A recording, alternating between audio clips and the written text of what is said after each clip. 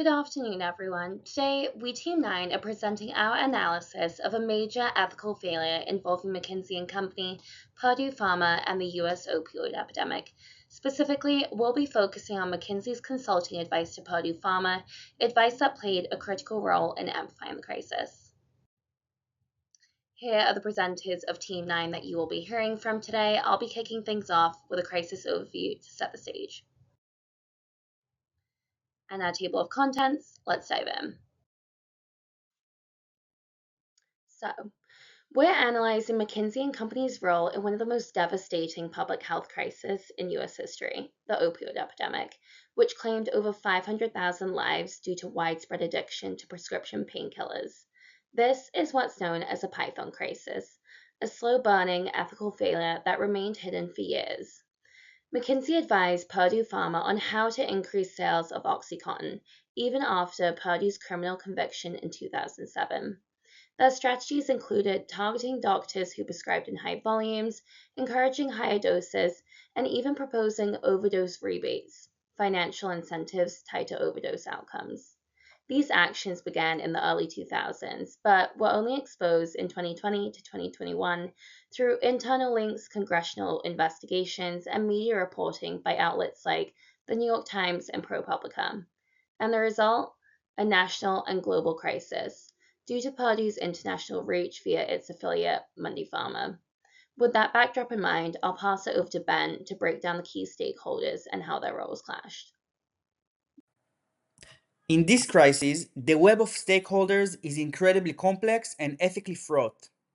McKinsey, as a global consultancy, was advising Purdue Pharma on how to maximize opioid sales, while also working with the FDA, the regulator.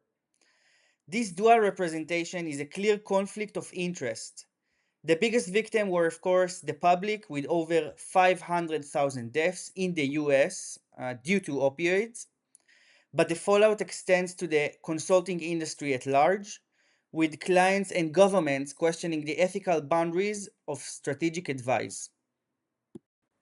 Well, the crisis didn't explode overnight. It escalated slowly and systematically. McKinsey had been advising Purdue even before its 2007 felony conviction, and continued despite the red flags. Between 2013 and 2018, they pushed aggressive strategy like the overdose rebate, paying incentive based on how many patients overdosed. Once internal documents leaked in 2019, public outrage and legal action followed, peaking in 2021 when Congress released full evidence. Between 2021 and 2024, McKinsey settled for $650 million without admitting default.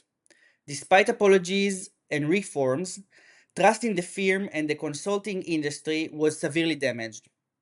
What began as consultancy relationship ended in a nationwide legal, reputational, and ethical fallout. McKinsey's involvement in the opioid crisis represents one of the most spectacular failures of corporate governance and communication in constituted history. What we're examining here goes far beyond poor crisis management. It reveals a systematic breakdown of ethical decision making. The communication failures were staggering in their contradictions. McKinsey issued public statements expressing profound regret while simultaneously negotiating legal settlements that explicitly included no admission of wrongdoing clauses. Corporate doublespeak designed to appear regretful while avoiding legal liability. The government failures run much deeper. After Purdue Pharma's 2007 felony conviction for misleading marketing of OxyContin, any competent risk management framework would have triggered immediate disengagement. Instead, McKinsey continued the relationship and intensified it, developing increasingly aggressive sales strategies over the following decade. Most damning was McKinsey's weaponization of conflicts of interest. They simultaneously advise opioid manufacturers and their primary regulator, the FDA, without disclosure. House committee investigations revealed they marketed this dual access as competitive advantage to prospective clients. systematic exploitation of regulatory capture for commercial gain. What's particularly striking is that meaningful reforms only emerged through external coercion by the Department of Justice, never through internal ethical reflection. The firm required external force to change the course. The stakeholder fallout from McKinsey's opioid involvement created massive damage across multiple groups, completely changing the firm's relationship with key stakeholders. Government and regulatory trusts collapsed entirely. The hidden FDA conflict of interest was a major breach of public sector ethics.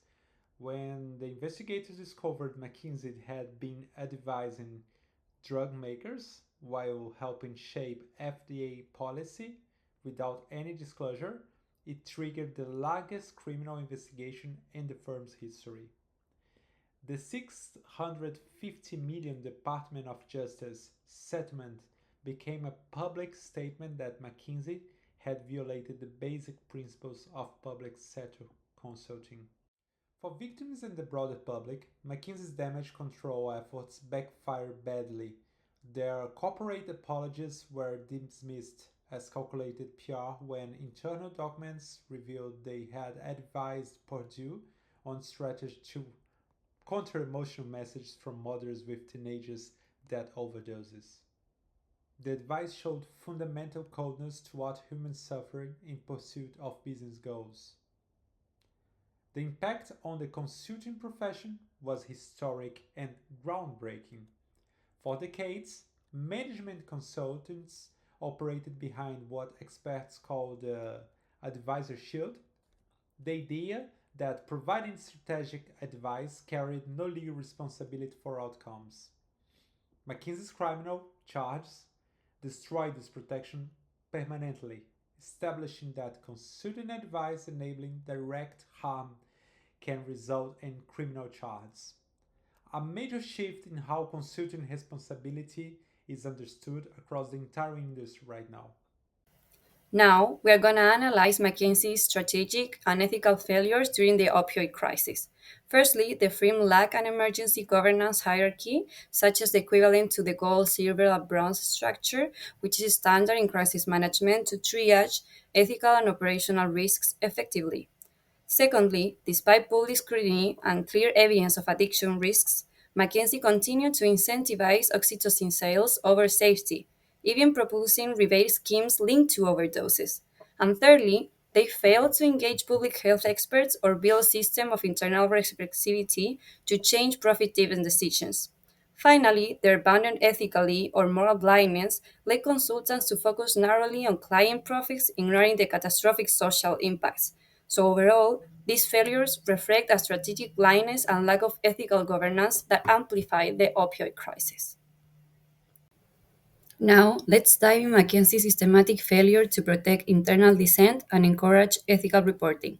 Firstly, despite clear internal red flags about the danger of OxyContin marketing strategies, McKinsey had no formal whistleblowers protections or reporting channels. This absent meant consultants who were aware of ethical concerns lacked any safe, structured way to raise issues internally without fear of retaliation or career damage. Secondly, consultants internally use encrypted apps like Signal and disappearing messages, which effectively suppress documentation of the recommendations.